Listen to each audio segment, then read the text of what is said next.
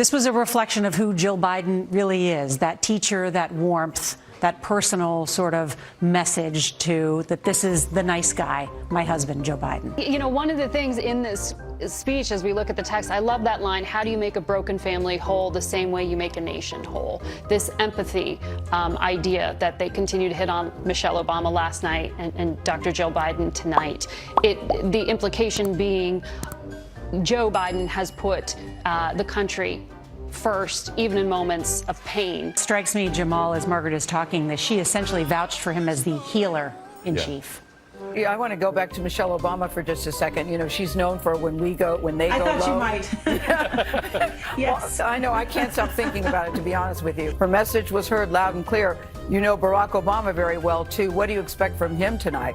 And I'm wondering if he's feeling pressure because Michelle Obama seemed to have knocked it out of the park. And it was a partisan speech on one level, but it was beyond that from President Obama, a speech that many people, while Senator Harris's speech was historic in and of itself and had its own power, they're talking about the 22nd Amendment that bans a president from going beyond 2 terms. Democrats are looking at that Obama speech tonight and saying maybe one day he could come back, maybe that 22nd Amendment could be repealed. I have to think, for the rest of us, it was a stunning speech. I think that she really had more self-confidence and more impact than a lot of vice presidential acceptance speeches, but it's particularly for black women and girls. Fireside chat, and then took on the tone at the end of the fervency of almost a preacher at the pulpit. It was a deeply optimistic speech, hopeful. It was intimate.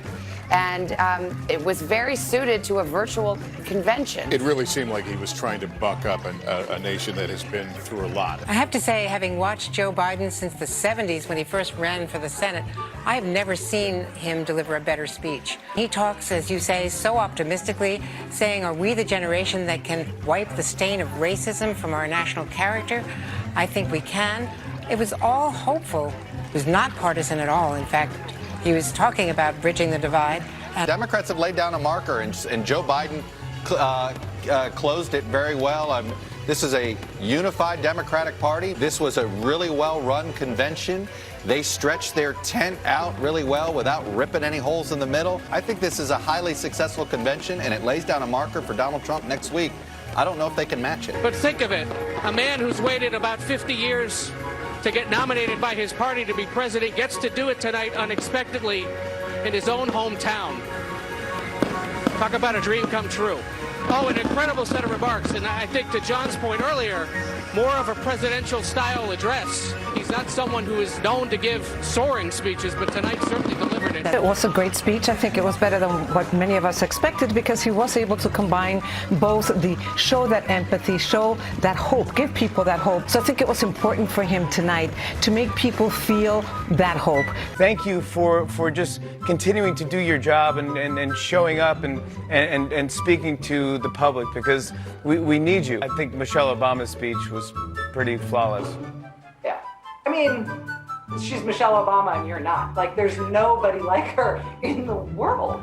For him to come out with a warning, to say, this is really bad. We're really at risk. Our country might not be a democracy anymore, depending on what happens in the next election, because the people in power now are happy to do away with democracy as our form of government. I just feel like, separate and apart from how well they're running the convention, those 2 speeches from Michelle and Barack Obama are going to stick with me, and I think stick with a lot of people for a long time.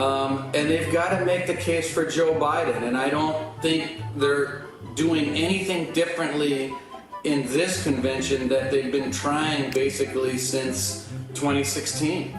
Really, right. Were you watching the convention last night? It felt very different. Yeah, I was. Yeah. I know you were. I know you were. I'm being facetious. The attacks on a candidate or an office holder are most acutely felt by the people who love them most. And Donald Trump got impeached over his effort to take your husband and smear your family and weaken your husband politically. I have to think about, I mean, what kind of a person would attack a man's only living son? Right? I mean, the attacks on Hunter Biden for getting a job or getting on a board, right? That sound that you hear all across the country is the sound of Democrats exhaling. That's what that is. People would have accepted anything. We just wanted Joe to get out there So, sometimes when he gets out there, you're afraid he's going to make a mistake. He's going to have a gaffe. The expectations are just so low. And we were prepared for it to be a terrible speech. As long as he didn't embarrass himself, we were going to come out here and praise it. You don't have to make nothing up tonight.